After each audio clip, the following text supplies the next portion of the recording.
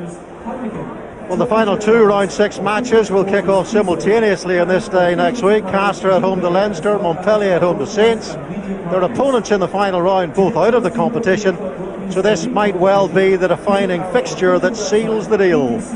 The Leinster team, and from the Zebra match last week when Leinster scored 70 points, changes up front. Jack McGrath and Tadhg Furlong are fresh scaffolders at prop, while Jack Conan moves from 8 to 6 to accommodate Jimmy Heaslip, and Josh van der Fleer is back after illness. Sean O'Brien has a tight calf not risked. In the back line, just one alteration. Issa Nathewa is back at full back to replace Zane Kirchner, and Nathewa is the captain. Nathewa scored all 16 points when these two sides met in round 2. Gary Ringrose was man of the match against Zebra. The Montpellier team, they beat Bordeaux in the top 14 last time out and have made 2 changes in the pack. Kote Mikatadze is in the second row. Montpellier have a bit of an injury crisis at lock. The 2007 World Cup winner Yanni Duplessis, a 70-cap Springbok, is the tight head. In the backs, one change. Geoffrey Michel in at fullback for Jesse Mogg. Just 3 Frenchmen in the starting 15. Injuries 2 at out half, so France Steyn, another 2007 Rugby World Cup winner, continues there. The wingers, Nangusa and Nandolo, weigh a combined 36 stone.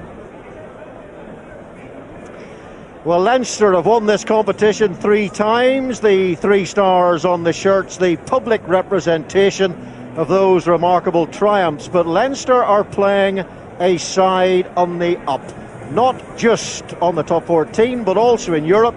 Last season, Montpellier took the Challenge Cup very seriously indeed, and they won it, beating Harlequins in the final in Lyon. Leinster will be striving for not 1 but 2 wins to finish the pool, because a home quarter-final has to be the goal. Montpellier, though, also know that 2 wins with maybe 9 match points could grasp them a spot in the last 8. This makes this a truly competitive round 5 fixture. Both teams have their plots and their subplots. Big expectations around the ground here today for a team that Leinster had trouble with in the second round in Europe. This evening is going to be no different than almost every game of rugby ever played, in that the 10s are going to have a big influence on proceeding. Sexton, back from injury, can of course be devastating at its best, while France Steyn will want to keep the ball ahead of its pack, but will also have one eye on getting the ball wide to those devastating wingers. France Steyn's 7th appearance at out half this season. Catricillis and Bodiga not available. Catricillis out injured for a while. So here we have 2 teams high up their respective league tables with goals to chase at home and also abroad in the Champions Cup. Slight delay for the referee J.P. Doyle. A few technical issues for the Dubliner, the former St Mary's scrum half, but I'm sure he'll be the epitome of fairness tonight, J.P. I think he'll want to be strapped up like everybody else, wrapped up in this ground. Excitement is building. I think we could have a classic on our hands. Well, both sides come here off wins. In fact, Leinster are looking for 3 wins in successive games at the RDS, having beaten Ulster and Zebra back-to-back, while Montpellier completed a top 14 double over Bordeaux last Friday with their win at the Altrad Stadium. And it's France Steyn who gets us underway here. And here is Gary Ringrose playing today for the 7th time this season with Robbie Henshaw in midfield, and who knows, Sexton, Henshaw, Ringrose, that could be the 10, 12, 13 for Ireland in the Six Nations. But before that, they've got a big job to do here tonight, and doing a big job for Leinster in the game time he's had this season is Jack Conan, whether wearing 6 or 8. Johnny Sexton getting just over 50 minutes back from injury last week against Zebra, then taken off, making sure he was safe, secure and fit for this huge game tonight. We've seen the basis of the Leinster game plan already. We've seen Ringrose again travelling well, getting the steps on, Tracy with the ball behind the back, Tadhg Furlong looking for the drift in behind. You're up the side. Nariashvili carries 2 Georgians in the front row, 1 on the bench, 4 Georgians in total in the 23. And Ethan Athewa has let that one slip. Can Montpellier points here? Oh, they can through Akaputhi and Gera, the captain of the Fijian side at the World Cup in 2015. And Nandolo doesn't want to get the ball going backwards. He wants to get the ball going forwards, just like that. 6'5", 19 stone 10. Here is Ngera, and looking inside for Pierre Spies. Montpellier have definitely come here to put up a serious challenge.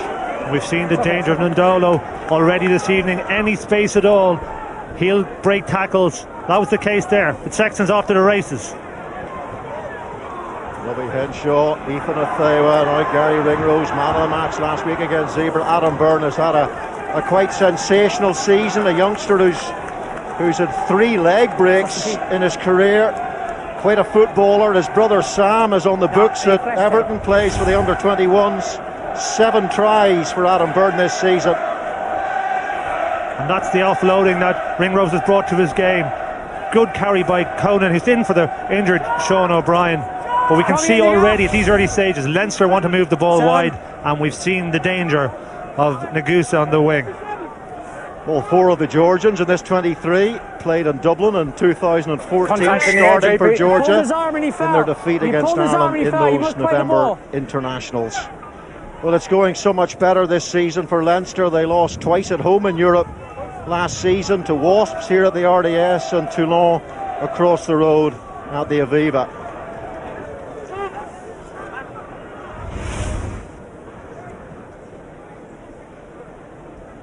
And there's the penalty in the line out. It's Jack Conan there who gets his hand in illegally, and Frans Steen, whose nickname is the rocket launcher because he can launch rockets from pretty much anywhere on the pitch, kicks a lot of penalties from inside his own half. This is in the Leinster half. It's a pretty still evening, the breeze, if anything, blowing towards him, but it is a light breeze, although it is an icy night.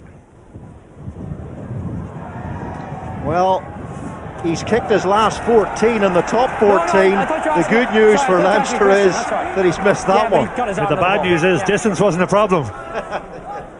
Never is for him. He used to kick them from ridiculous distances on the high veld in his time with the Springboks.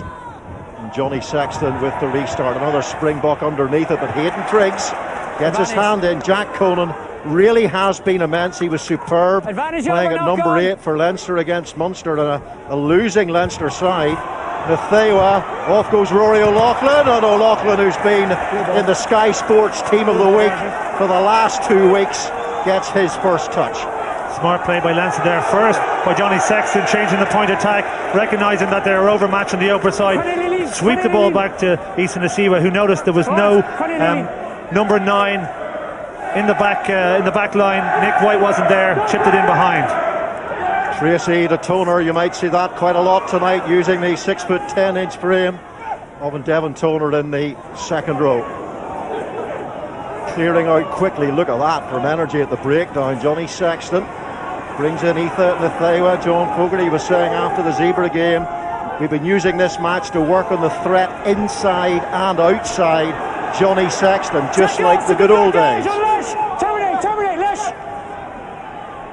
Here is Luke McGrath, referred to Jamison Gibson Park, and Josh van der Fleer carries on. Remember, no Sean O'Brien, who pulled out yesterday with a tight calf, should be available for next week, though. Johnny Sexton, that is pretty straightforward, though, for Nemani Nandolo. Don't give him a chance to run up at you, but it was Ethan Athewa who made the tackle. You call Mark, signal Mark. He took the tap. There, I think, just having an error on the tap. Scrum. But we've seen already the danger that he can be if he's any space. And there's 2 ways of dealing with these massive Montpellier wingers. One is to get right up in their face and not let them get ahead of steam and wait for the cavalry to arrive, and the other is to stop the ball from getting out there altogether with a fast line speed. It'll be interesting to see which one of those, or if a bit of both, Leinster employ today in their defensive system.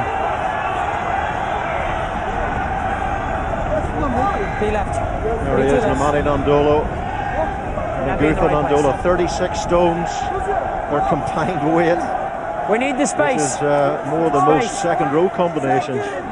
Crouch. And they can shift a bit too.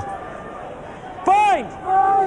Nandolo scored a try against Bordeaux last week when he did a Jonah Lomo, ran over, clean over two flailing Bordeaux defenders. Here's Luke McGrath.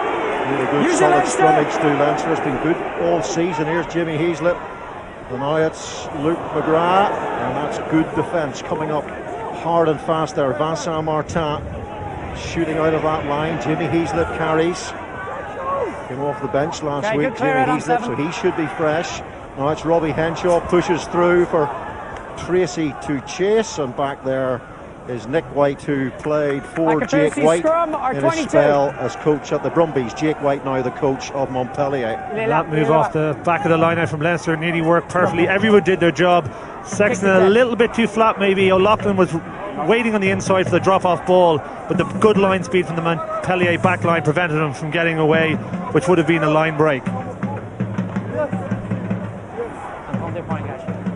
Johnny Sexton is actually closing in on 500 points in Europe, and hopefully from a Leinster perspective he will reach that target tonight. There are two of those Georgians, Nariashvili and Mamukashvili, and alongside those two, Yanni Duplessis, 70 caps for South Africa, winning the World Cup in 2007, now 34 years of age. So huge power and experience in that front row. Cross into the ground.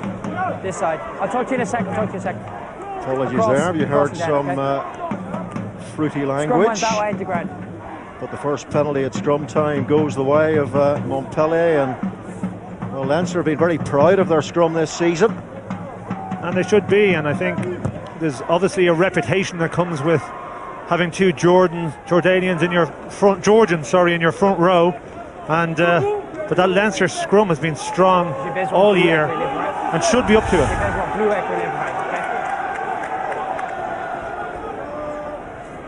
Tag Furlong on the tight head side, being driven back there. Pig truffle farmer from Wexford, at least that's what he told Leo Cullen, and Leo Cullen believed it.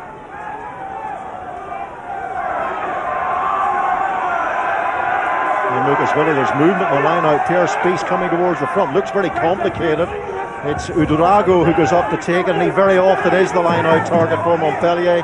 He's one of the lightest of those gargantuan Montpellier forwards, so he's a little bit easier to get into the air. And here comes the Montpellier drive.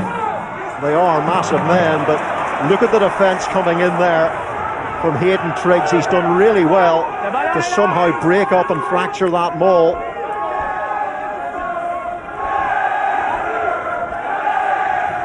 Timothy Nguetha playing scrum half, former Ulsterman, now in his 6th season here at Montpellier. Josh van der Fleer trying to get over that ball, almost managed the steal, but not quite. Here's Frans Stein, and the choke tackle. Johnny Sexton's in there. He's been so effective at that through his career, but JP Doyle will bring them back for the advantage. Leinster need to be careful not to sit back and wait for these big runners to attack you. They need to get off the line and stop the forward momentum, because if you give this Montpellier forward pack any opportunity, they'll keep on rolling forward, and they love a soak tackle against them.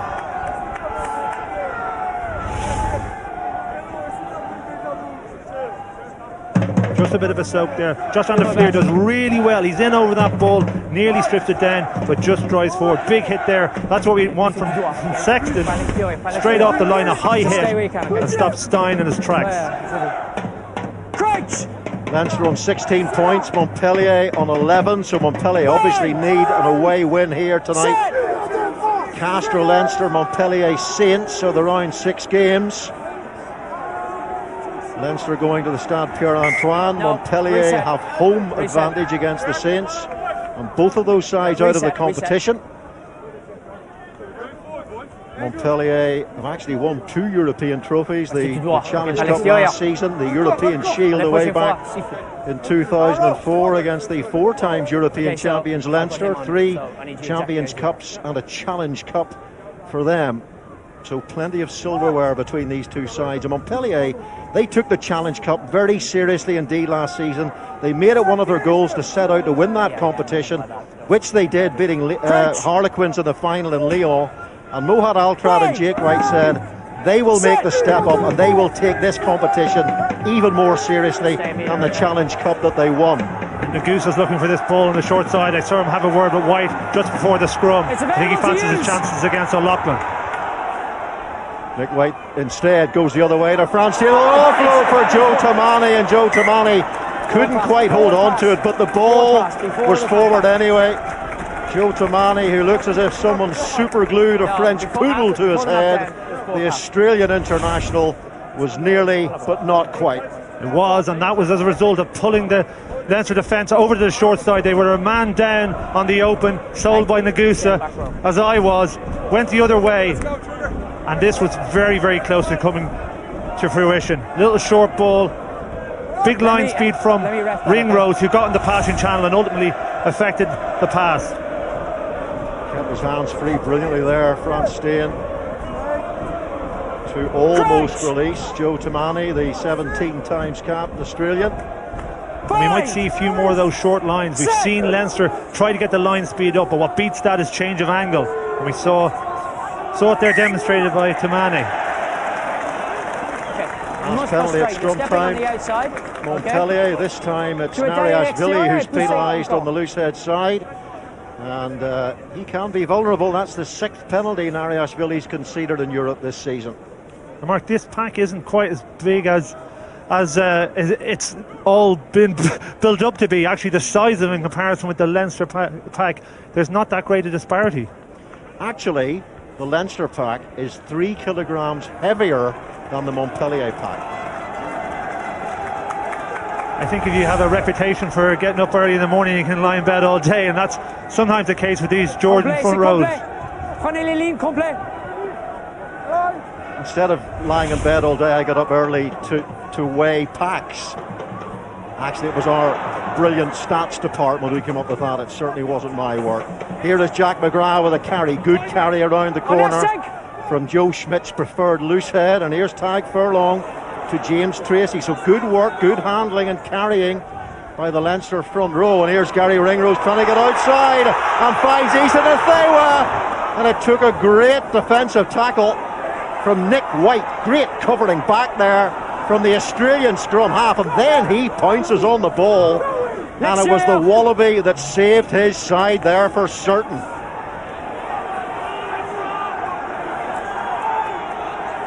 Use it, please. Step back, swim up. No, it's Nick White at the base. A trusted operator by Jake White in his days at the Brumbies when he did a lot of the effective kicking work for the Australian side.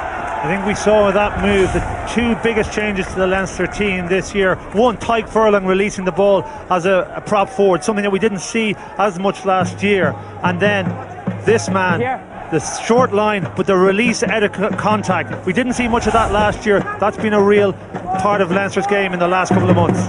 Devin Toner takes again. Luke McGrath. Here's Rory O'Loughlin. Chance here on the outside.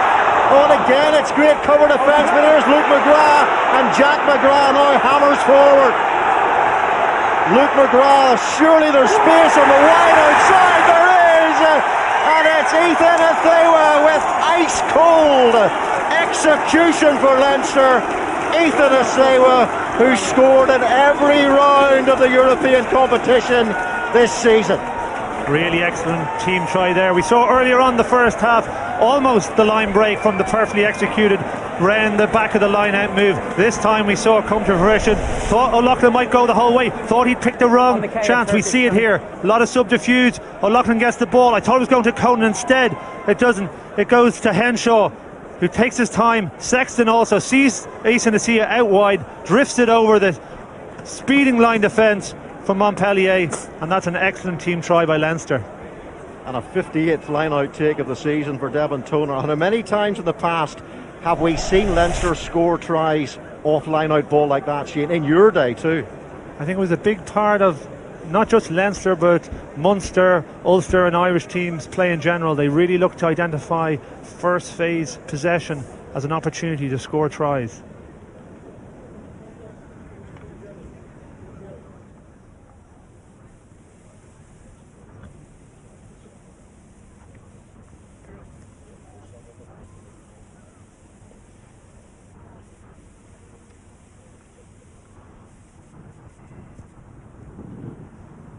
Sexton, who's been working at the Santry Sports Injury Clinic on his problem hamstrings, and no problem there with his hamstrings. And Ethan Athewa, who was the star in Montpellier, all 16 points he scored down there, a try in the 79th minute and a conversion which snatched the losing bonus point for his side. And Montpellier really need to have a look at what they're doing off the defensive line out. Far too easy. Nick White got attracted to the ball and O'Loughlin goes through a big hole. Inside.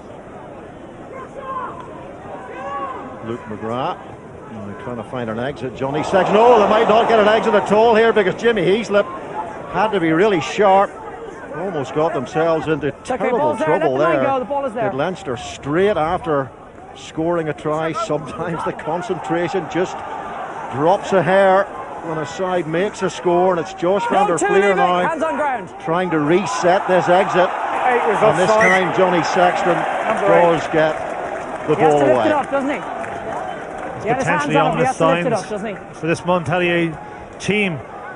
Leinster have now on a number of occasions gone from very deep. Sexton, as always, is fearless, but you also need the skill level to execute at that time from Leinster, just dropping off the required mark, and that can prove a way back into the game for Montpellier if Leinster aren't on their skill.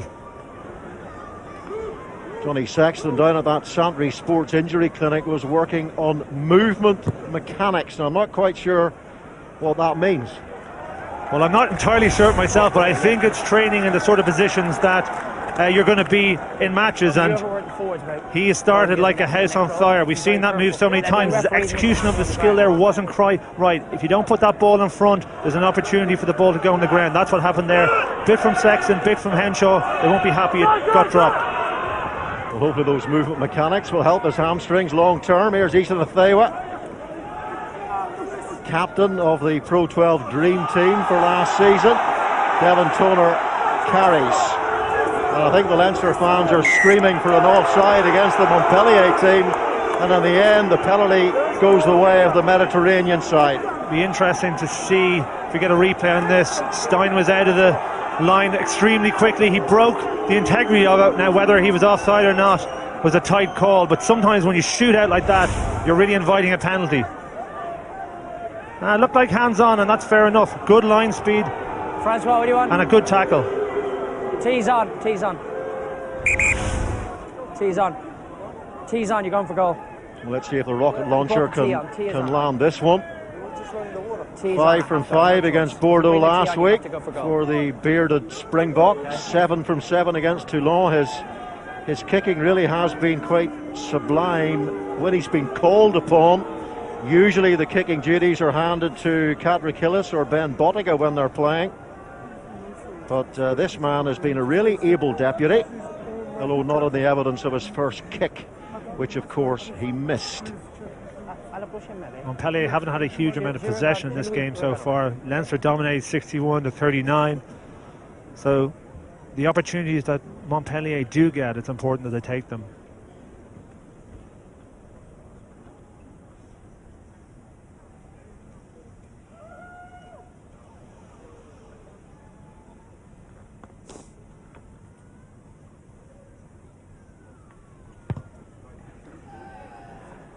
Well, he's got that very punchy style that we know so well, and this time it is effective. And it's now Leinster 7, Montpellier 3, and the round 2 game between these two could yet be critical. Leinster grabbing that late, losing bonus point thanks to the efforts of Ethan Athewa, as I said, and well, long term after the 6th round it could yet be costly and very valuable for both sides.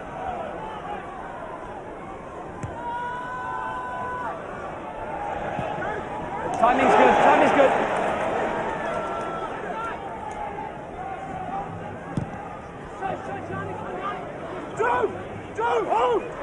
Johnny Sexton takes, and here is Ethan Athewa again, trying to run from deep and brought down by Yanni Duplessis. Good work from the tight head.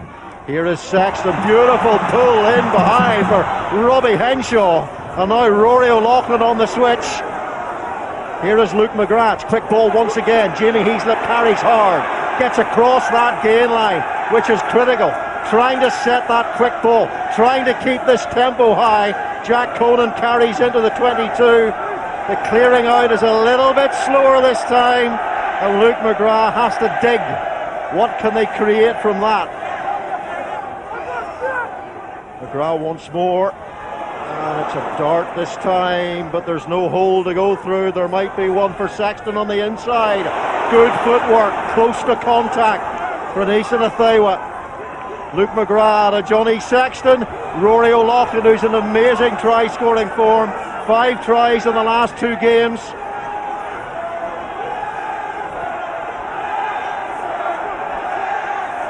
Luke McGrath.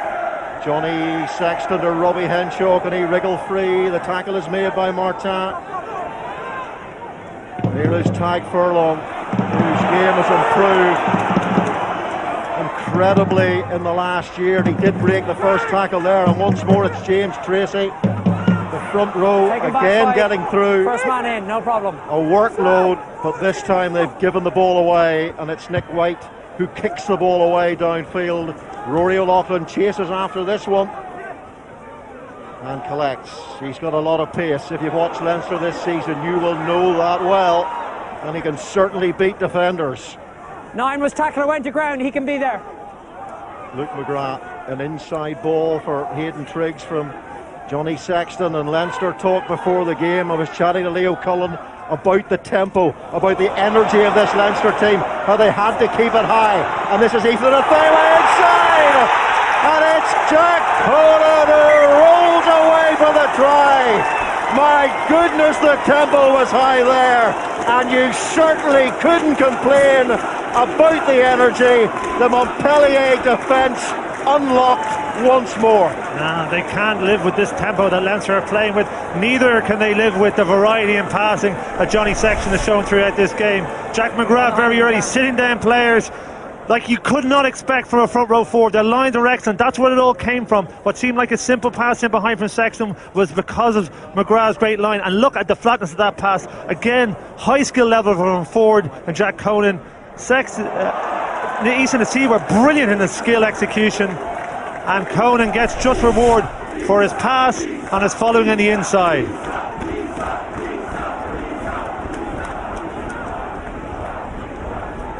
Well, he was number 8 last week against Zebra.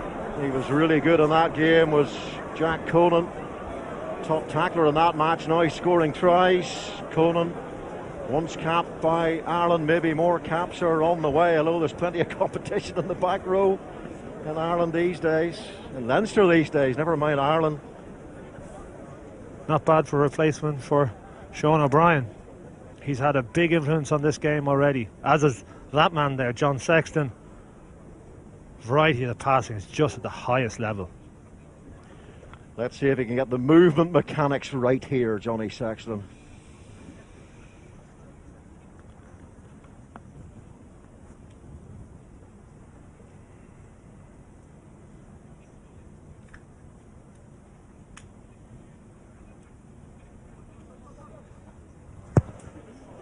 $14 points to 3, and already a lot of work for Montpellier to do, a lot of work for their coaching staff to do, and their coach Sean Showerby is with our man Jimmy Gemmell.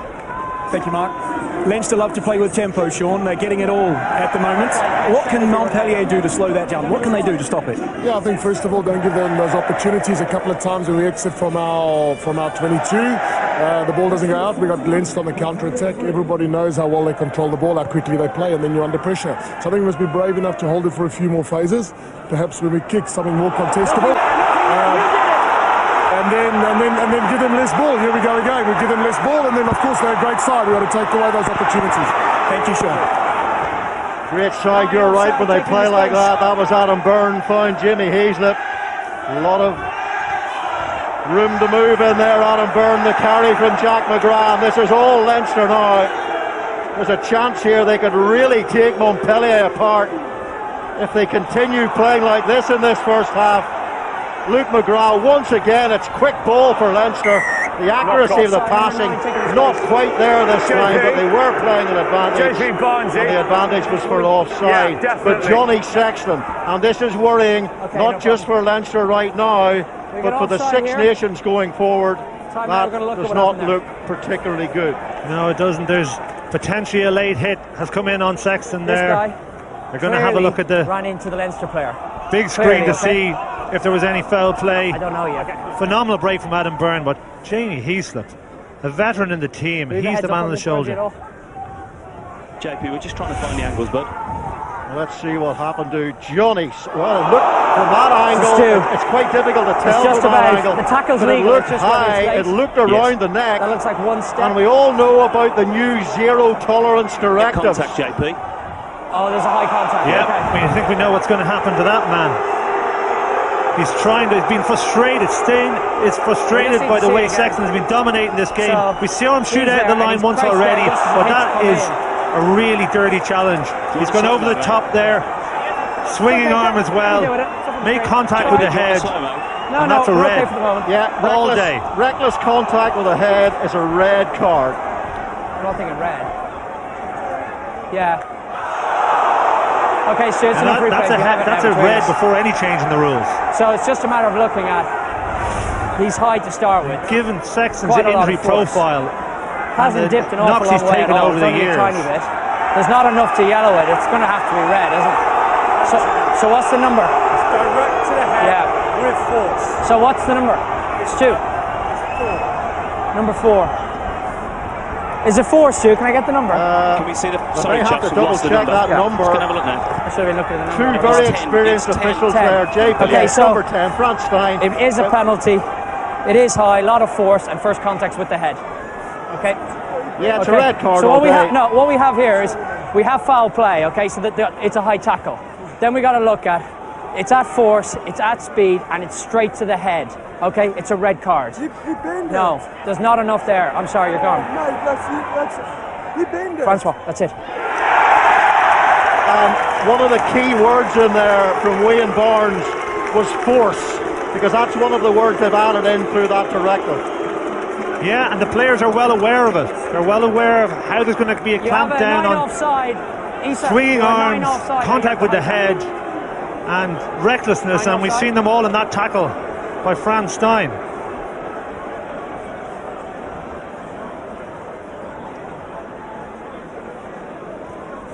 Yeah, it's a tougher approach to reckless tackles where a player knew or should have known the risk to an opponent's head, and the word force is built into that, and that basically covered all those categories. It certainly did. It was textbook, and it's hard to believe that that isn't born out of frustration and the type of game Sexton has been playing.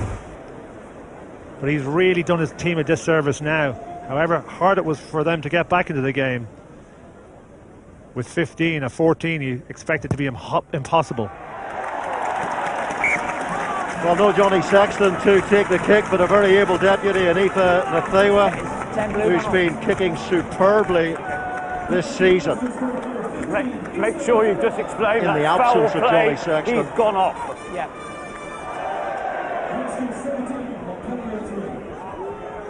Hold on, he's changed everywhere. Okay, who's the new captain? A try and a penalty from Isa Nathewa so far. 85% in the Pro 12 for Nathewa, so his kicking stats have been right at the top of the tree all season long in both competitions. He's actually the top point scorer in Europe as Isa Nathewa. So 14-man Montpellier against 15-man inside Leinster. Adam Byrne takes the ball. And the carry, another really strong, powerful carry from Jack Conan. And Ross Byrne is on for Johnny Sexton. Here's Rory O'Loughlin. Ross Byrne has had to step up at some really big games this season due to the absence of Johnny Sexton and Joey Carberry, and he's done a pretty good job when he has had to step in.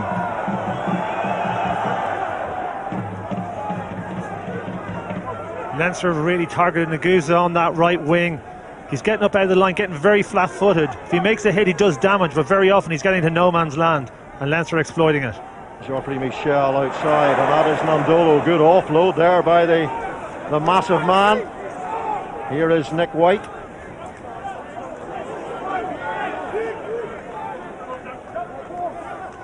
And here is Geoffrey Michel.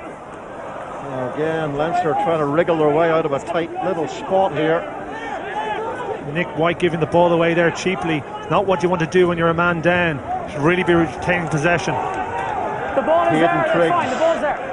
Let's play it. Carries, and Luke McGrath waits. And he's setting himself for a box kick for Adam Byrne to chase. He's got his eyes right locked on the ball. There, Adam Byrne. Oh, that was sensational from Adam Byrne. What footballing ability that was. Here is Jack Conan. Reverses the ball back to Adam Byrne. But you have to admire the footballing skills that rippled all the way through that movement. And that try was nothing to do with being down to 14 men. It was a perfectly executed box kick. I think it was Luke McGrath and Adam Byrne fought and fought and fought, got in the air very early and took that ball. Yes, perfectly executed box kick, and the numbers are there. Fullback Michel does not commit to it, and then he does the right thing, a hand in the way from the cover, and Conan does really well. Number one, to be up there, but one of the fastest men on the pitch. But secondly, this is a great offload. He's tackled by two men, one-handed, and Adam Byrne deserves that try.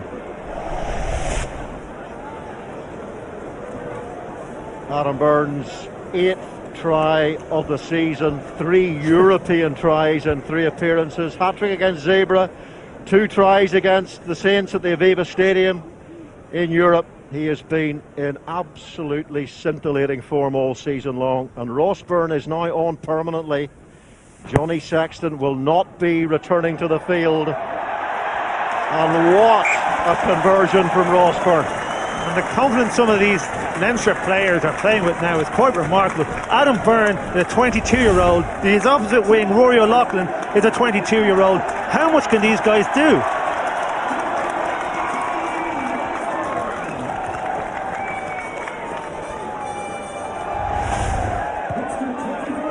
Just wonderful to watch.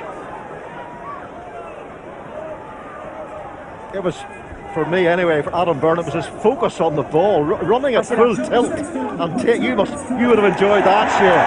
Certainly, and we've seen Mate, he's offside. it done in the north so often. Tommy Bowe, the great exponent of it. So have Leinster brought it into their game?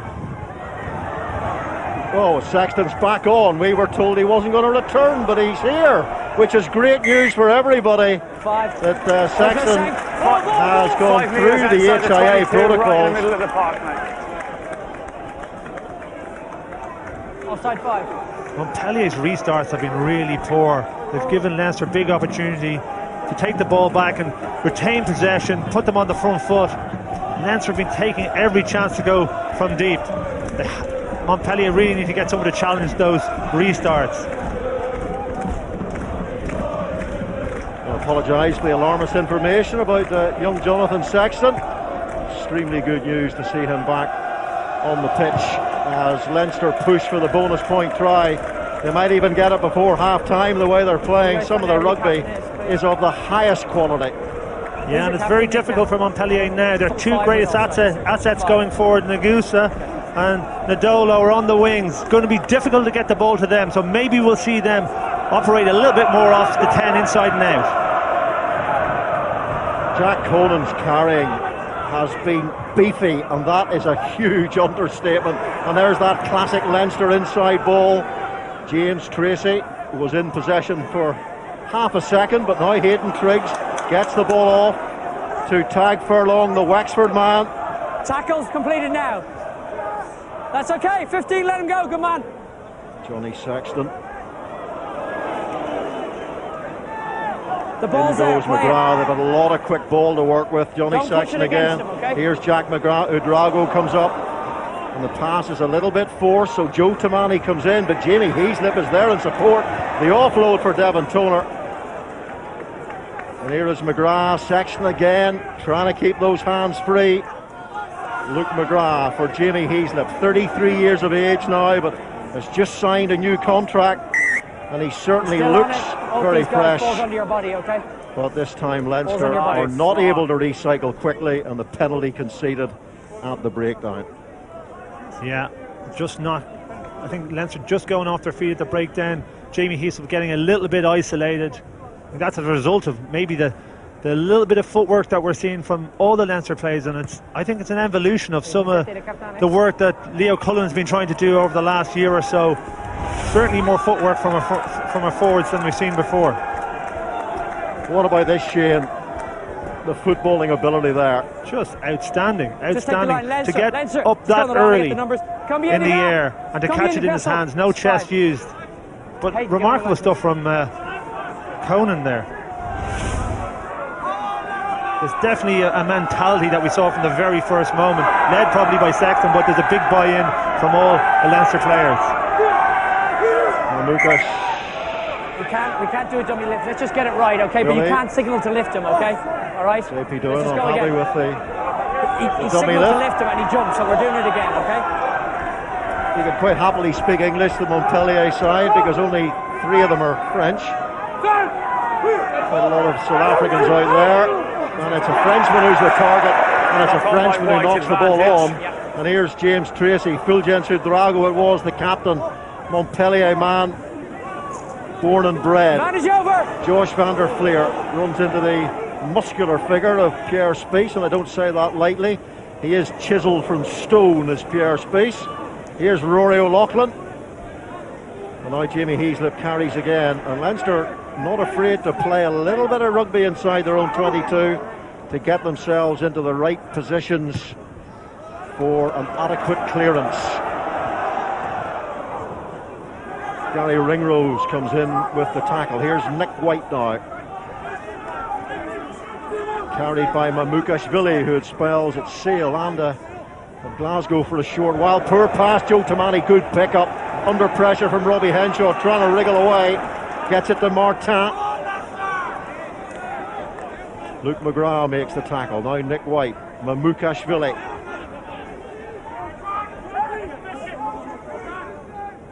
Plenty of numbers down that blind side. Nemani Nandolo is one of those, and they haven't really got him into the game yet, have they? Nemani Nandolo, 6'5" tall and 19 stone 10 pounds. And they could do with a bit of his driving force in that wing to somehow get Montpellier, with 14 men, Franz Stein sent off, back into this game. Here is Joe Tamani, the unmistakable figure of Joe Tamani. Maybe a little bit of space here. Rory O'Loughlin rolls off the tackle, carried on by Henry Immelman.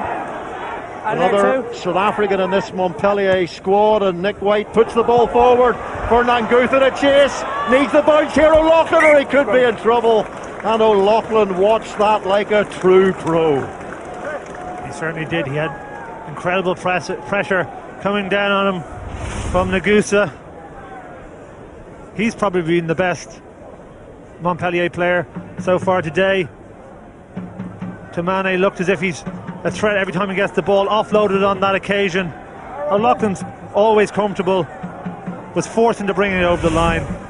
So I penalised him for probably the best chance that Montpellier have had so far in this half. Maybe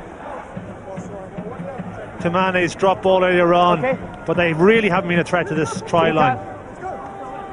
It may not be relevant to this game, but Montpellier did win a game in the top 14 this season with 14 men when their 7-man pack outplayed the 8-man pack of Castres. The man who was sent off on that occasion was David Kubriashvili, who's on the bench today. So they have done it before this season, but at 24-3 down with 14 men, I suggest that might be mission impossible, but we shall see.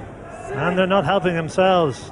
Hooker Mamukashvili not hitting his man, a lot of ball on the ground, sloppy play. Both sides falling in. It's been a hallmark of their performance so far. made things very difficult for themselves. Not if you're falling in, you're not. Even through Leinster's excellent play. Big change from last season when Leinster had an awful European campaign. Wasps won here 33-6 in round 1.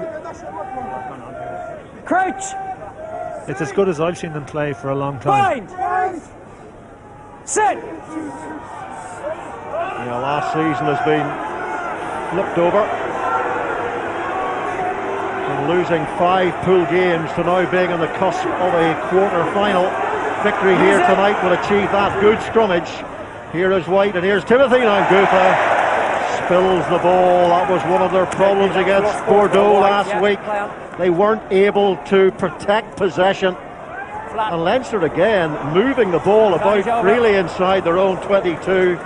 James Tracy in the, I suggest, Shane Horgan, the Sean Cronin channel. Yeah, and Sean has played there a lot for Leinster this season. We saw a preordained move there with Nagusa looking to pass beyond the tackle, although we saw Tommaso coming on a short line looking for that, but instead of thinking about the tackle, he passed in the middle of it and the Leinster defence held up.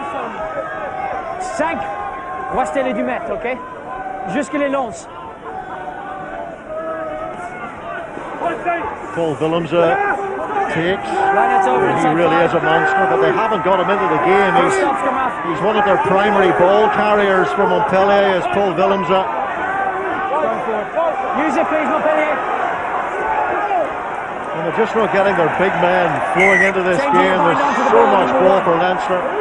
And they do get another opportunity here. And Jack McGrath is being penalised for changing his bind. So well, they'll probably pop the ball into the corner here through Henry Immelman. They do have a destructive maul, as you'd expect from such a large pack of forwards. Yeah, look for Mamoukiashvili, Nariashvili at the back of this rumbling maul. But also they have the option for Nagusa back inside. It's a 5-man line out, and it's gone beyond Willems. And they've made a mess of it again of Montpellier. Anything that can go wrong at the moment is going wrong. And that'll do for Leinster. A really impressive first half. Johnny Sexton taken out by Frans Steen, which led to the red card, but 3 tries to these Leinster men. They've been operating off quick ball, the tempo's been high, the energy has been really unbelievable. And it was Sexton who floated the ball to Nathewa to set things in motion, and then Frans Steen, reckless, round the head with force. It had to be read from JP Doyle. Leinster in control.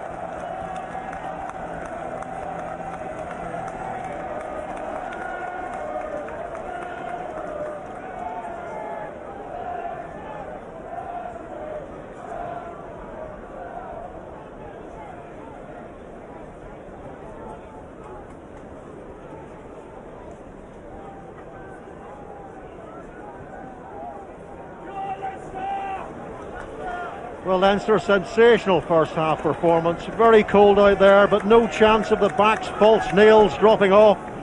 Everybody seems to be heavily involved. A 15-man tidal wave of blue, and Montpellier have to defend against that with 14 men in the second half. Not many French in the team, but will we see a French mentality?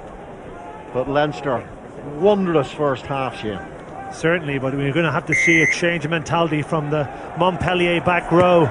Drago, Ngira and Spears were missing for that entire game.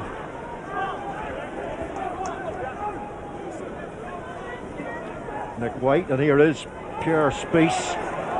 He's a wonderful rugby animal when he's going forward, and a Super Rugby winner with the Bulls. Here is Etha Nathewa, and he's found a little bit of space in here. Across comes Henry Immelman, and Nathewa had chased that well to hit his man, Nick White, and look how quick that line speed is from Leinster, and Pierre Spies does well, just manages to keep the ball in the 22. Now they're outside the 22. It's taken back in. So it's taken back in. Geoffrey Michel's got to find a way out of this. And Montpellier putting themselves under a bit of pressure here. Nick White eventually does clear, and it's going to be a Leinster line out in a decent spot on the pitch. Will be interesting to see how they defend this line out. They had previously been putting the hooker Mamouk Yashvili at the back of the line out, and he has been all at sea there, struggled very badly. Leinster nearly scoring one, nearly scoring two, direct off first phase. Yeah, we're going now. We've made the change. Well, Rob Kearney is on, wearing number 23 for Leinster. Bad news, he's been such a stalwart this season, such a consistent performer, but Etha Nathewa is limping off. But they've got a fairly decent replacement at fullback in the Lions test player, Rob Kearney, who's had his injury problems this season. James Tracy inside for Jamie Heaslip, but again they get onto that front foot, and they've switched play here, switching the angle of that attack. It's Robbie Henshaw in possession now, signed from the Pro 12 champions Connacht at the end of the season.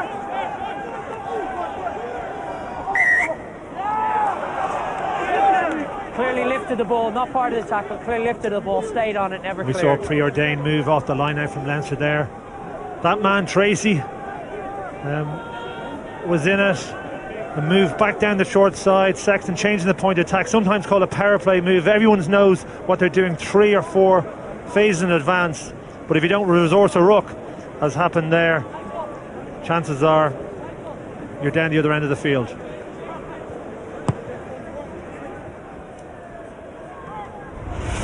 Nemani Nandolo with the clearing kick there.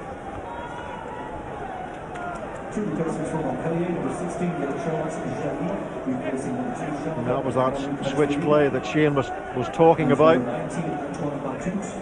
at the end of all that, the ball eventually turned over. Charles Jelly is on, by the way, for Montpellier, and Antoine Batu is also a replacement for the Mediterranean club. Okay. Now it's Nick White, and he picked out the space well in behind the Leinster defence. And here is Rob Kearney, and he's got a long boot on him, we know that, long kick, and gets it away to Timothy Nangutha, who's inclined to rove around the field for Montpellier. Doesn't always hug the touchline. This is Henry Immelman, does well to wriggle away from one tackle. Leinster attempt to clamp on. Here's Nariashvili now carrying, very experienced Georgian international. Now it's Nick White who offloads and gets support from Geoffrey Michel, and there's an advantage being played here to Montpellier for offside, and the man who was offside was Jack Conan, who had such an excellent first half. And Immelman has done quite well since he's come on. I think we're seeing a slight change in tactics from Montpellier in this second half, recognising that they can't go wide, even though they have such destructive wingers going forward out there. Seeing a few more pick and goes. Nariashvili, Mamouk Yashvili getting time on the ball, and perhaps we're going to see a little bit more carrying from their back row as well, who, as you mentioned, were anonymous in that first half. Offside, made the tackle.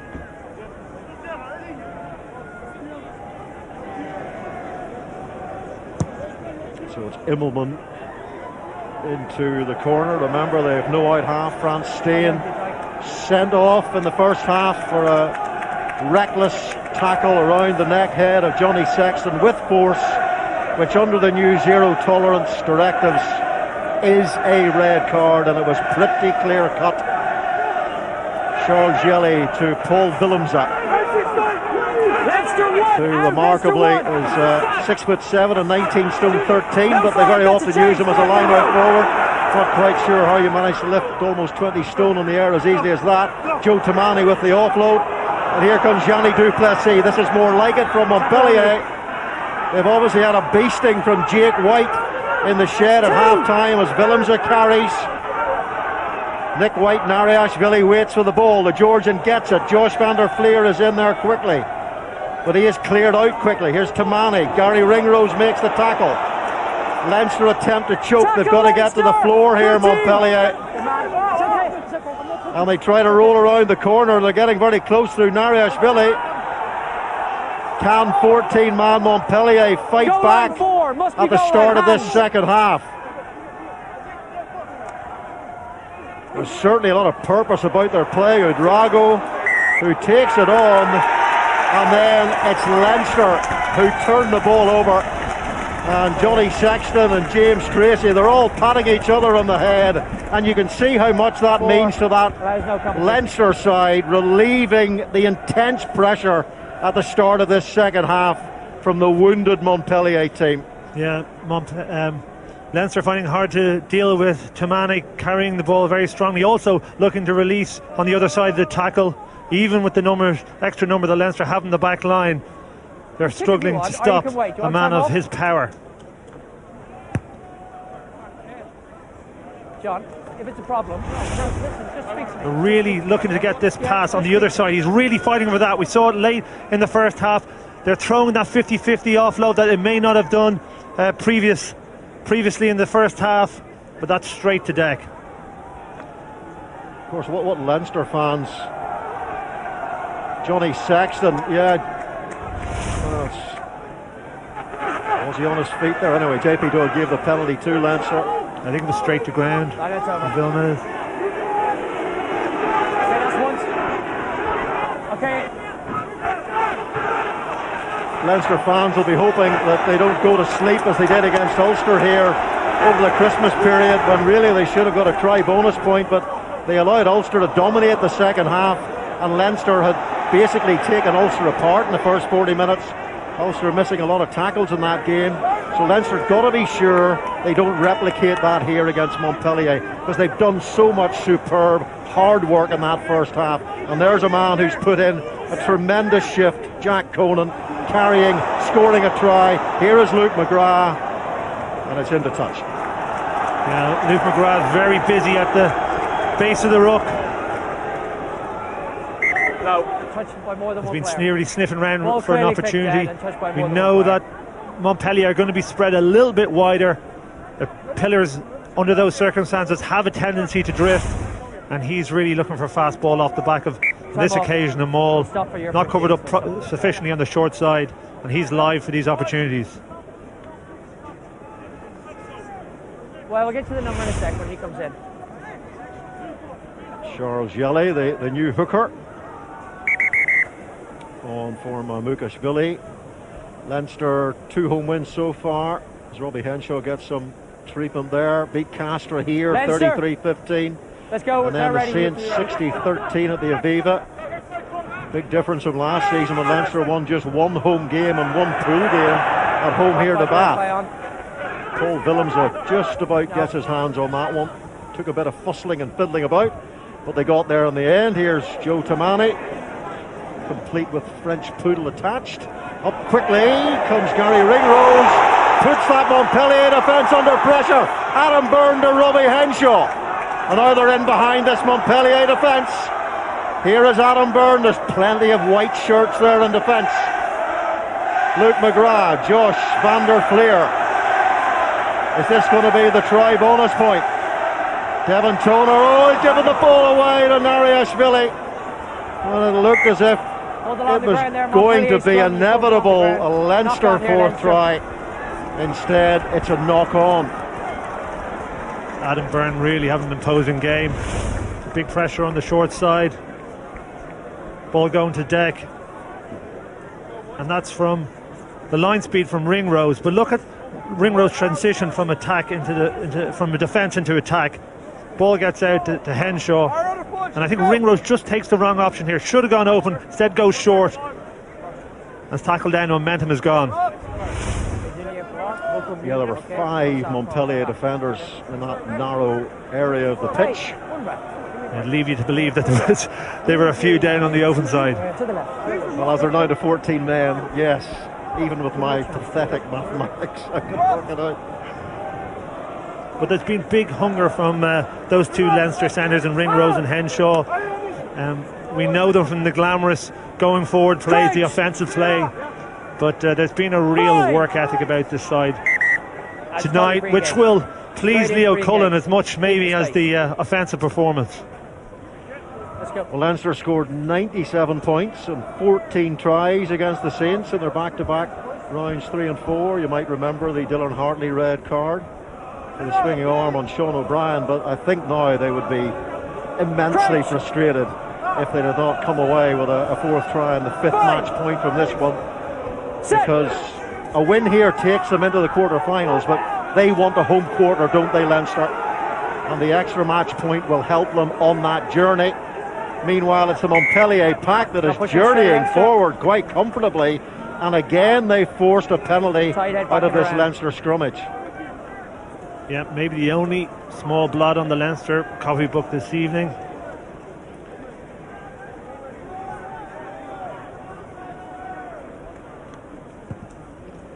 Henry Immelman, as I said, a South African, but he actually came through the Montpellier Academy, just 21 years of age. There he is, can play at fullback as well. Versatile back. Tag on the line, yeah.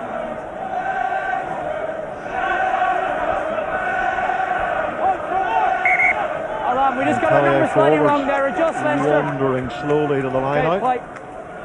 2 meters. See if they can find a little bit more accuracy, direct accuracy this time, and they do. And it's Udorago who takes it. Now Joe Tamani, what was not that far away from an intercept. Gary Ringrose decided he was going to make the tackle. Johnny Sexton goes in with the tackle himself this time. Tackle! Nick White waits for the ball. And here is Joe Tamani. Runs into Jamie Hazlett, and it's Henry Immelman who runs into James Tracy. And Jack McGrath with the tackle assist. Now Nick White. The handoff is good, and here is Pierre Spies. He really is a huge man, but he's an athlete, he's a lot of pace. He can't give him open ground. Nariashvili, Joe Tamani, he finds a bit of space, bit of grass, but he's given it to a Leinster man. And again they're in trouble inside their own 22 of Montpellier, and the pressure comes on from Leinster and Rob Kearney. And is that the score that secures the extra point? So first thing we try yes or no. Rob Kearney looks pretty happy, but I'm not entirely certain if he got it down. Great pressure. Montpellier again being their worst enemies. Even when you think they're putting a few phases of decent rugby together, they take a wrong option. That ball should never been kicked in behind. And did Rob Kearney do it?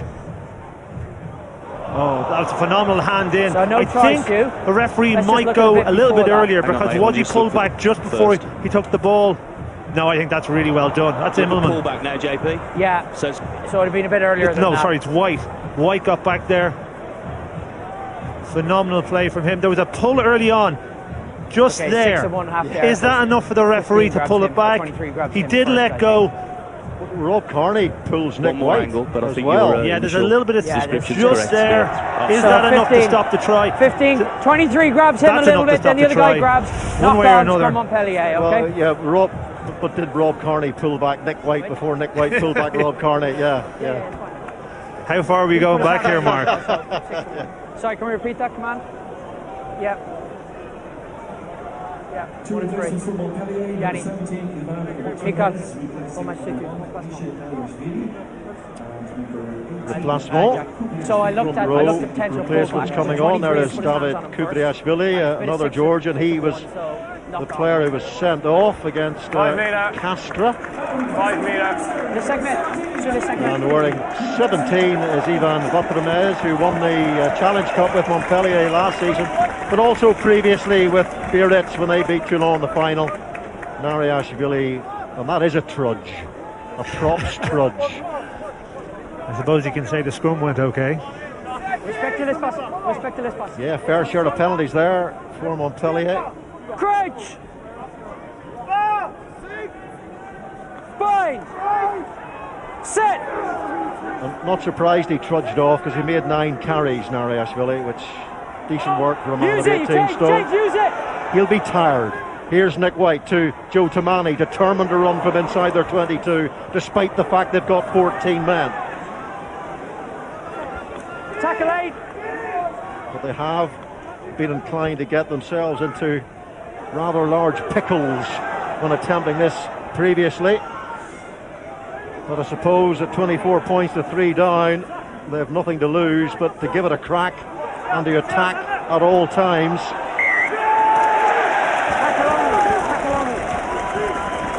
And that's what can happen. Easy. Taking the ball into contact and then Leinster just waiting their moment, Cobra-like, getting in, over and on top of the ball, and Josh van der Fleer is getting the taps of congratulations this time. Yeah, he's still trying to do his work in defence. He's on the ball very quickly himself, helped by Jack Conan. I think that's the only way Montpellier are going to salvage any respectability, is to get that pick and go game going. They've no options out wide, but even then, when you're up against that man, what a year he's had.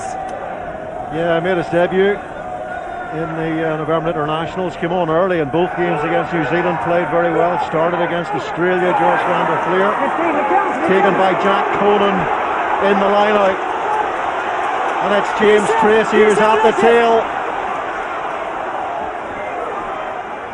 One more surge might do it for Leinster. Tag Furlong goes round the corner. Montpellier are defending bravely here, but for how much longer? It's Jack Conan! Jack Conan!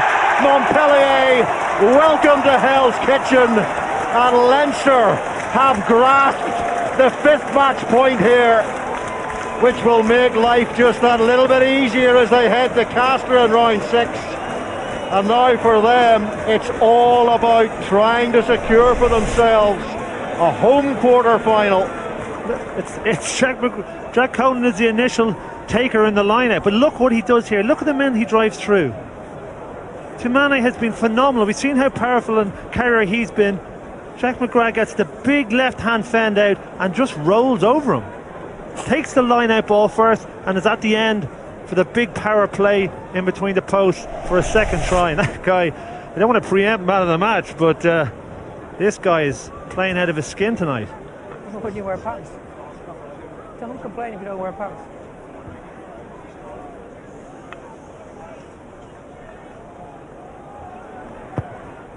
Johnny Sexton, and again, I must warn you, my maths are pretty average, but I think that takes him past 500 points in Europe, and he's now only 800 points behind Ronan O'Gara.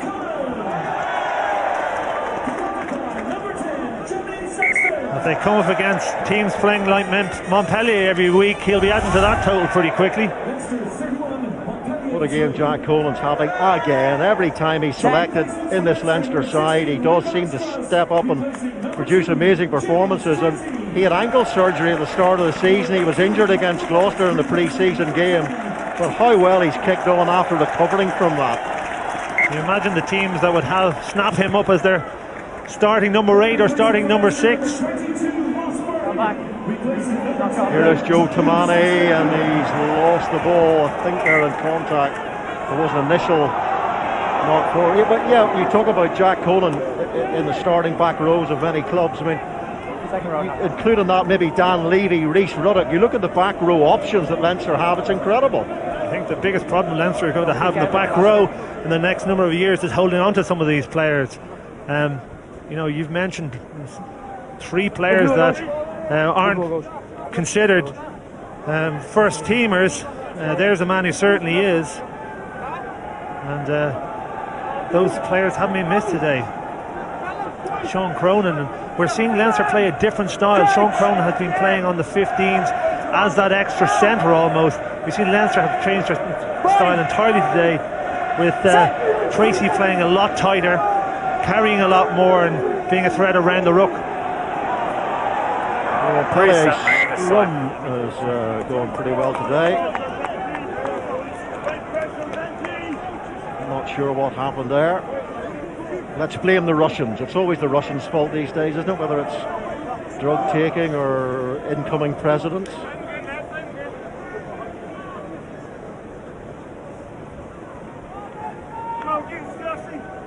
A couple of very strong individuals coming on for Leinster off the bench. Again, Cian Healy and Richard Strauss. Huge amount of experience, huge amount of medals in their back pocket. They're coming in after 57 minutes and 30 points on the opposition. Sit!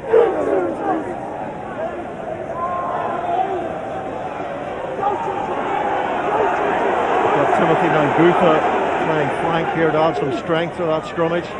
Now it's Joe Tamani. Immelman can't keep hold of it. Chance to counter-attack here, Edinburgh. Let's see this pace now. Back there goes Pierre Spies.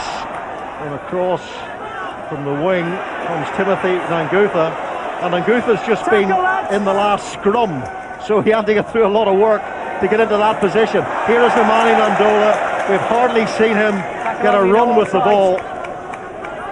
It's only his second carry of the game. They just haven't been able to get him involved. They haven't seen enough ball. It hasn't got near his channel. Here is Tamani.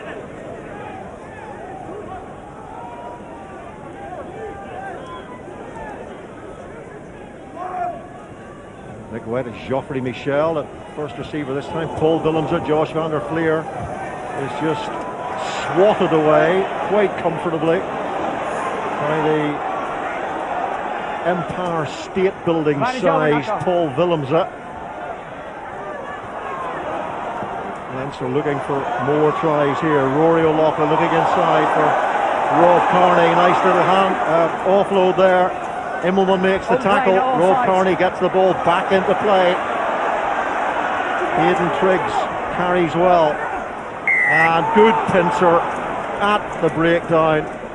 And Montpellier have turned the ball over. That was really good work in there. Yeah, Gilly, the sub, gets in over the ball. But we're seeing two teams who are trying to offload the ball, but only one has it going to hand. We've seen Valesma, Tamani, both trying to offload the ball. Not happening for them. A lot of ball on the deck, and Leinster capitalising on it. And when they get their offload game going, it's working much better.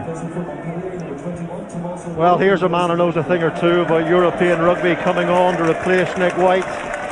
Is Tomás O'Leary, who played in that Munster side that won the European Cup in 2006. He was on the bench for that final against Biarritz, but he started the final against Toulouse in 2008, and he's also won a Grand Slam. 33 years of age now, seeing out his career in France. I can't imagine he's too enthused to come on under these circumstances, but we'll see how he goes. There weren't too many European games when he came on for Munster at 31-3 down, that's for sure.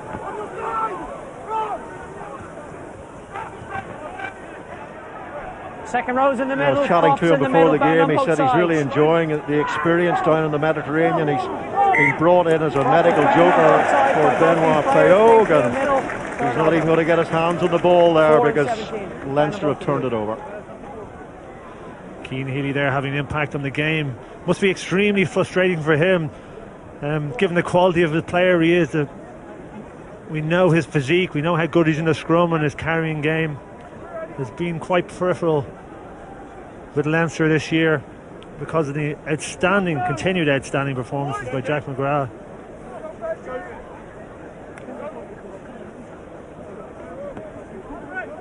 Okay, Oliver. Come on, let's go, Leinster. You can't say, are they ready? You must be ready. Let's go, please. Bind up. Then I'll talk to them. Not the first ex-Munster scrum half to prolong his career. Peter Stringer doing pretty well these days at Sale. Glasgow, talking of Munster, Munster go to Glasgow, 5 o'clock tomorrow. The game of the weekend. Munster have won on the Scottstown 4G surface this season. Glasgow building their challenge in this Champions Cup with home and away wins against Racing, and of course Munster coming off the back of that hugely impressive and emotional victory in Paris last week. What a cracker that game is going to be. Two sides on good run of form. Munster have been playing so well the last number of months, evolved their game. Form the scrum a bit quicker, and then I'll put pressure on them. Shades not unlike Leinster today, shades of the glory years for Munster coming back. This performance today from Leinster certainly is a throwback to a number of years ago. Well, they've got their 4 tries, they've got their bonus points, which all good news. I'm looking forward to this conversation between James Gemmell and John Fogarty. John, when you sat down, started this week with Stuart and Leo and the gang and concocted a game plan to beat Montpellier, did it look a bit like this? I think we're happy with the score the way it is. We knew we had to play with tempo. They're big guys. I think we did that quite well in the first half. Played with pace, executed quite well, pretty clinical, and we're happy to be where we're at the moment. What pleases you the most? You're watching with a slightly different eye to, say, a backs coach or a defence coach. There are some enormous men in opposition. I mean, you're not small yourselves, but what's pleased you the most personally? I think we've stuck to it. Maul defence has been quite good. That was an in the game for them over there. I think we've done quite well tonight. Scrum has been a bit of an arm wrestle for us, and on their ball we've conceded 2 penalties. We've picked up one of our own, so it's been tough. But it's all good practice. It's all good practice for a quarter-final, which you guys are headed swiftly towards, it would seem.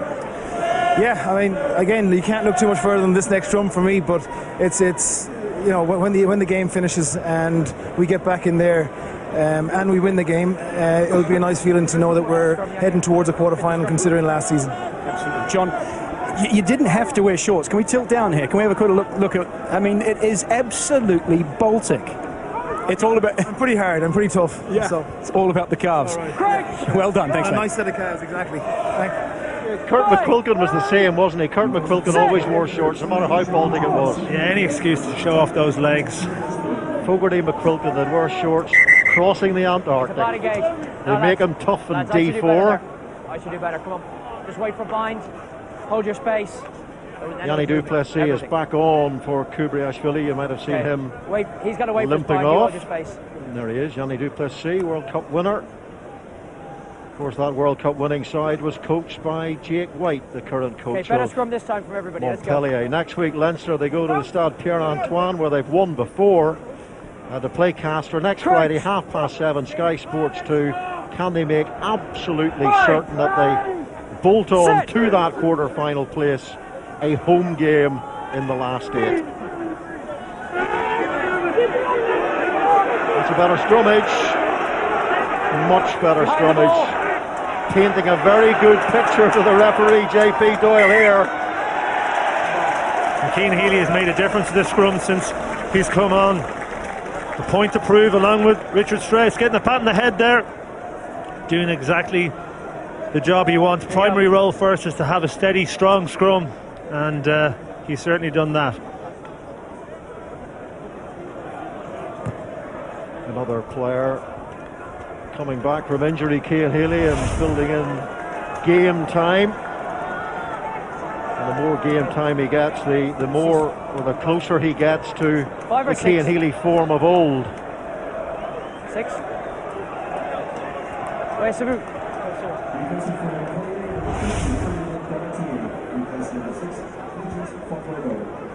Cian Healy was on the Lions tour in 2013 when a very serious ankle injury cut short that tour, when he looked as if he might be the starting loosehead for the test team. Okay, use that ball going across. Here's Richard Strauss, and now Luke McGrath. There's a big hole there, huge gap, and Luke McGrath goes searing through it. Can you hear the death rattle from Montpellier, who have simply been taken apart here at the RDS tonight? As a scrum and a backline, you always want that forward to release the rolling maul as they're going forward. Very hard to defend when that's happening, and exploited brilliantly by Luke McGrath. Gilly again. Montpellier persisting with having the hooker as the last defender off the line out. He was the first one in the line, not connected to the rest of the back line, and it's just pure pace beat them. That is straight off the drawing board from Leinster, and there's been a number of tries like this. Well, we talked about Joe Tomani's French poodle earlier on. There was definitely a dog leg there as well. There was, and it's a risk you're taking when you have your hooker in that position, and Montpellier have been doing it all night, and now it's cost them a second try. Nice way to finish your day. The Horlicks will taste delightful, and he'll enjoy his night under the electric blanket back home. And let me tell you, it is a night for the electric blanket. Jamison Gibson Park then is on, and Ross Byrne is on as well. And that's a knock on. That's a knock on from Henry, and that almost sums up the misery of Montpellier tonight. Yeah, it's not getting much better from a Montpellier perspective. He's actually done okay since he came on, but the bounce fooling him there. Yeah, it is cold here tonight, Mark, but I think there's a very warm feeling around. The supporters here has energised the group of Leinster fans as I've seen in a long time. Came off the chest but got the little hand on it as well. Moving forward all the time. He spots the mismatch, gives Julie the handoff, and he's into the post. And there's an opportunity to pass the ball. He only had eyes for the line. Good performance all round. Excellent kick earlier on for the Adam Byrne try. There's been good performances all over the park today. It's been very complete. Yes, Luke McGrath had the ball velcroed under his armpit there, didn't he? It wasn't going anywhere. Just behind the ball, Thomas. Okay, use that, Leinster. 1 metre. Jamison Gibson Park, signed from the Hurricanes, was on the bench for the Super Rugby final last season. What a cross kick that is for Rory O'Loughlin, trying to add to his incredible recent try-scoring statistics. Here's Robbie Henshaw, and now Ross Maloney with the carry. The latest to enjoying the enjoyable fare off the bench. Now Devon Toner carries, and the score could be anything now. Montpellier permanently stuck on the back foot.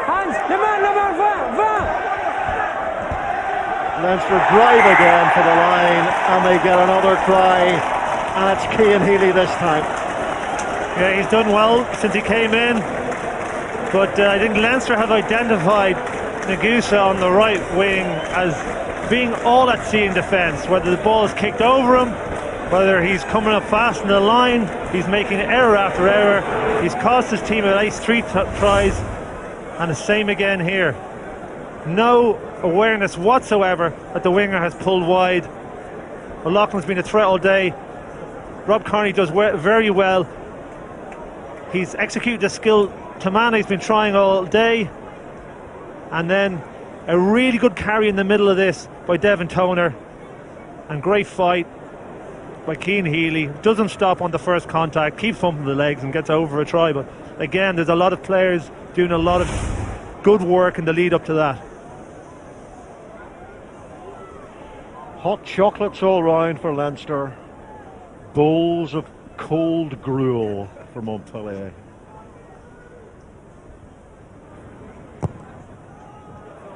Beautiful strike from Ross Byrne.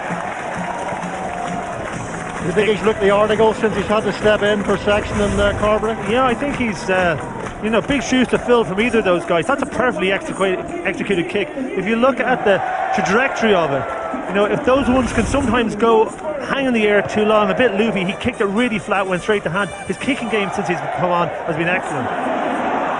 We're away again through the 15th carry for the remarkably impressive Jack Conan. Now Jamison Gibson Park, remember his fine individual try against the Saints. Devon Toner flips the ball out, and it's Rob Kearney, and into the midfield, and now Jamie Heaslip finding himself in a wider channel, and it was Adam Byrne, but Jamison Gibson Park was in front of him anyway. No integrity in the Montpellier defensive line at all. Everybody doing their own thing, and Leinster exploiting it with not much difficulty. These aren't complex moves that Leinster are executing. They're just putting the ball through the hand and waiting for the error to come from Montpellier, and there's nonsense from Spies. Yeah, Pierre Spies, what's he doing there? And that just leads to an easy try for Leinster. Unquestionably, Montpellier's focus has switched back to the top 14, because they've certainly switched off here, and Leinster are taking full advantage. Yeah, they have switched off. Leinster have been relentless. They really have, and it's mentioned in the first half. It was probably as good a first half as I've seen from Leinster in a long time. This is an excellent performance. can only just take into account, though, how poor Montpellier have been tonight. You know, we're disappointed in the type of performances that we sometimes see from French teams in Europe. This Montpellier team weren't out of it, though. They could still have qualified. And then Spies, like, he's an experienced international. That is, it's really disrespectful to try something like that in your own 22 under those circumstances. Hat-trick for Jack Conan. Yeah, Mohad Altrad said before this game, the Montpellier owner, who's hoping to take over Gloucester as well, that this was the most important game of Montpellier's season. And as you say, they haven't turned up. Leinster very much have.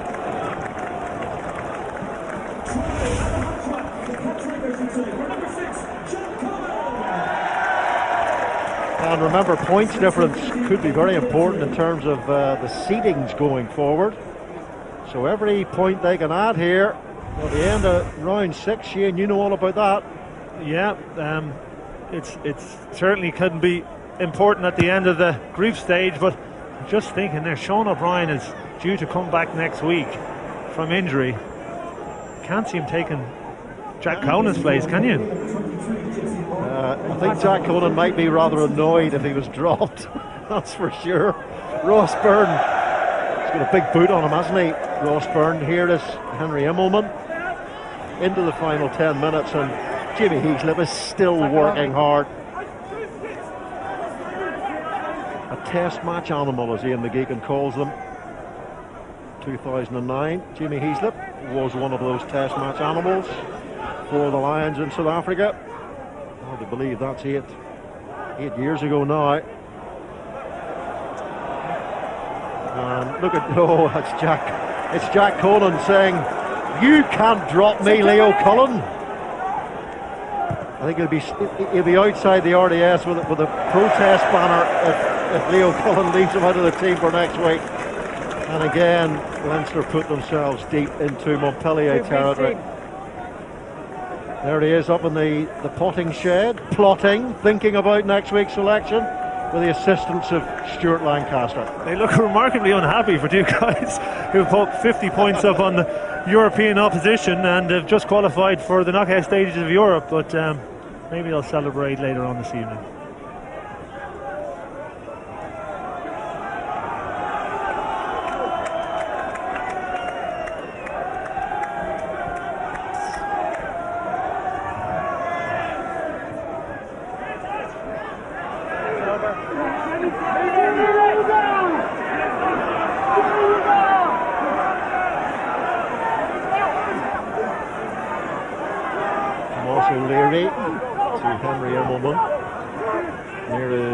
Nanguth gives the ball away. Adam Byrne tries to get a toe on it.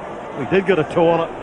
Didn't quite go where he wanted it to. And Joe Tamani, and again they're under pressure. Under pressure. They're having a job escaping their own 22. They spent so much of this game deep inside their own territory, and O'Leary showing all of that 33 years worth of 2 times Heineken Cup winner experience. Yeah, but there's plenty of other experience on the pitch, and there's a lot of money on the pitch for Montpellier, and I think there's a way to lose as well, even when down to 14 men, and I don't think they've shown it today. Yeah, as you said, that Pierre Spies chip kick said it all, really. Richard Strauss finds Jamie Heaslip. The crowd are in full voice now here at the RDS, very close to a sellout. And they want another, and there's plenty of time for another. Heaslip barking away, issuing the mantras to his fellow forwards. Jamison Gibson Park goes. Ross Byrne, he's a big strong man, is Ross Byrne. And then you get the silky skills and the ringcraft of Ringrose.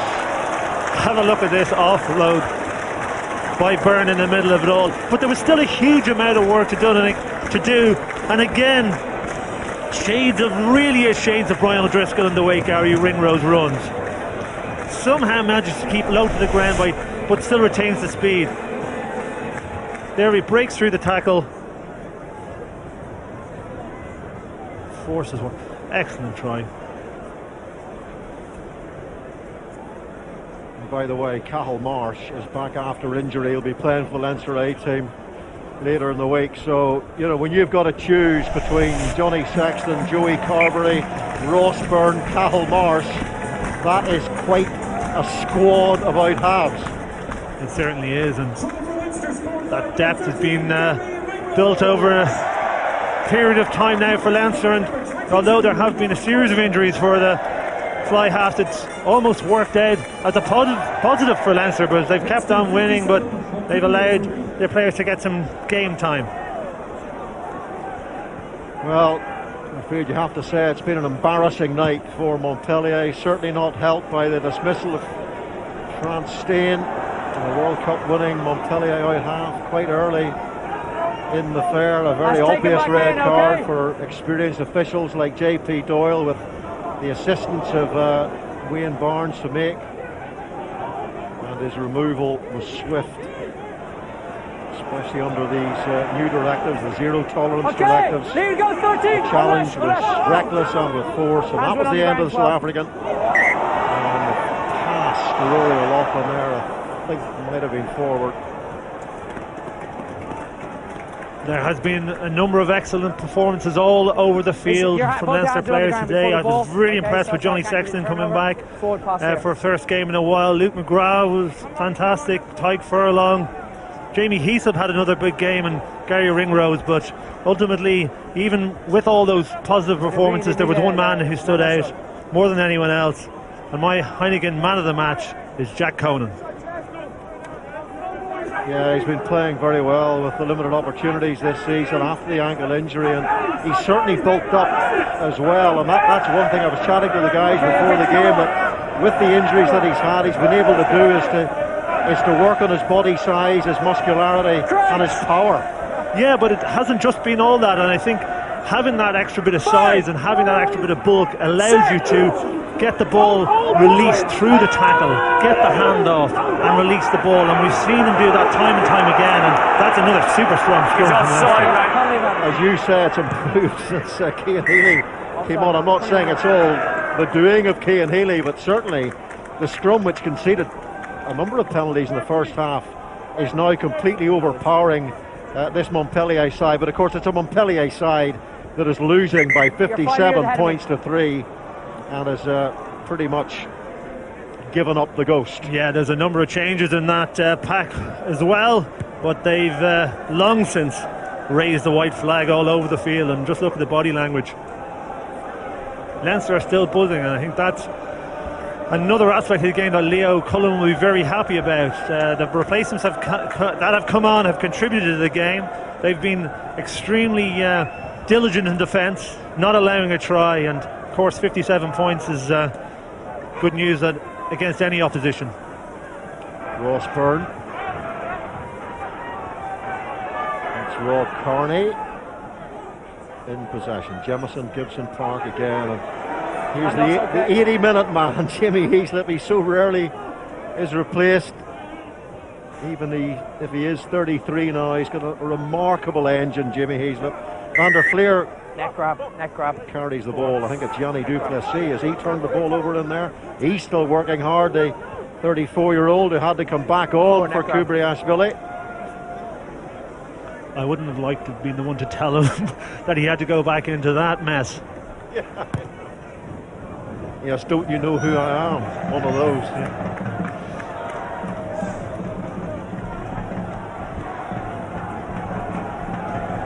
Well, he's a qualified doctor, Yanni Duplessis, and there's no surgeon who could save Montpellier now. They have been sliced and diced.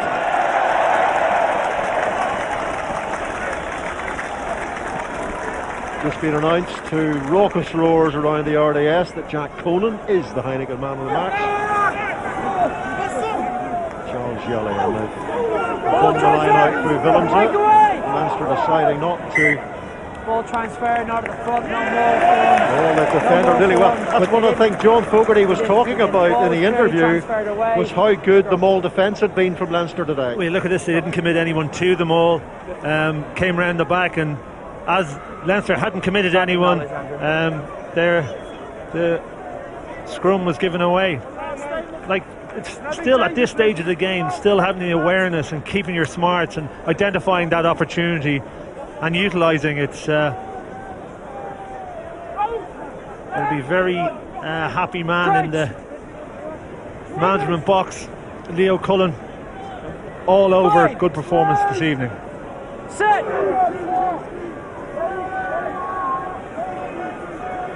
Okay, use it, Leinster. Well, can they go the length here? They're going to give it a go. Rory O'Loughlin, Ross Byrne.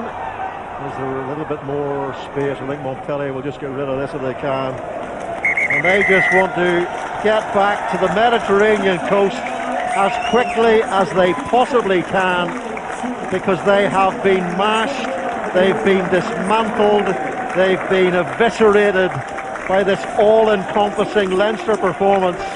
They've beaten Montpellier by 57 points to 3, and that means that Leinster have secured for themselves a quarter-final berth. What they want to tack on to the back of that is a home quarter-final. Will that transpire? We will see at the end of round 6.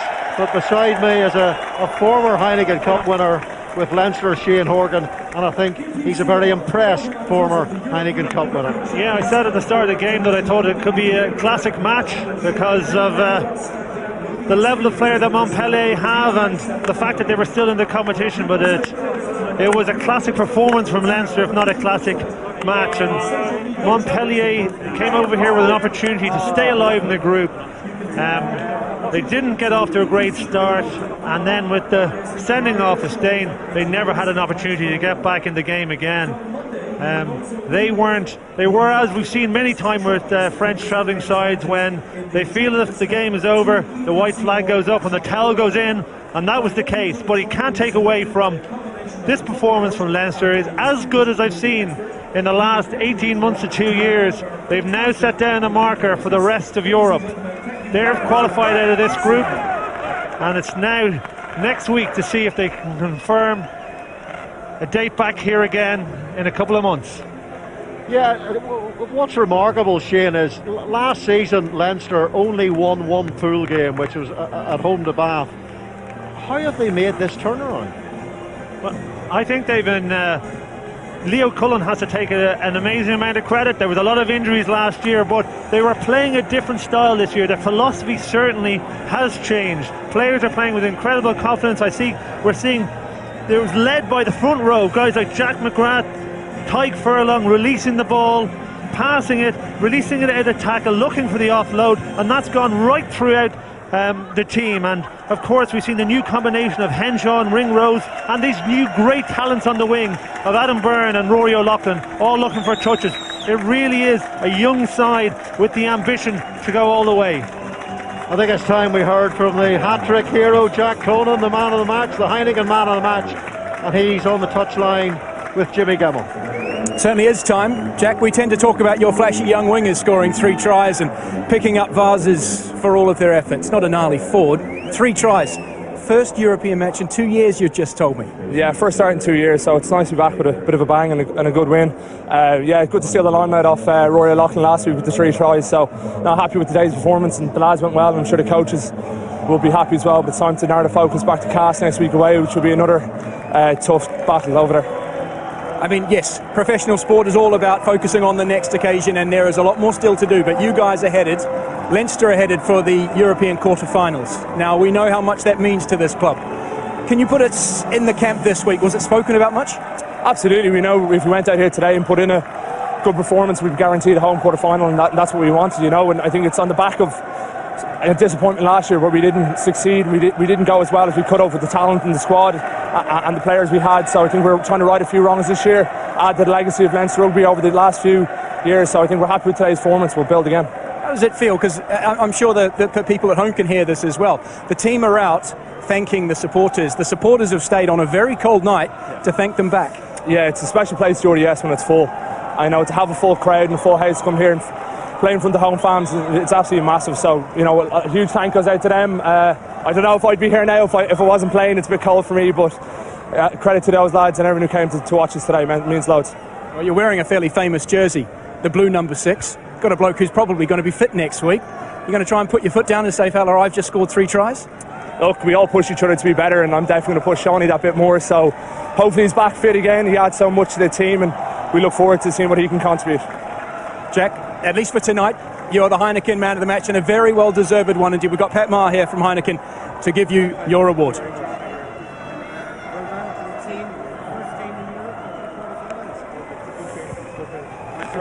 Right on, Jack, and if we can just get you to shuffle on out there, and we wish you the best. And we've got Joe Tamani here representing Montpellier. Joe, I don't know if you've had the chance to chat with your teammates or whether you were spending enough time talking under the sticks. That seemed like a fairly disappointing performance from your perspective. Yeah, I'm pretty lost for words. We obviously didn't come here for that kind of result.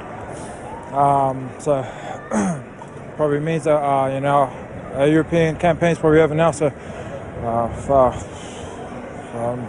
don't know what else to say, to be honest with you. I wish we could put on a better performance, especially with a great rugby crowd like this. They didn't deserve to see a performance like that from us. But well played, Leinster. They were unbelievable tonight, and hoping they could do well in the further stages. Yeah.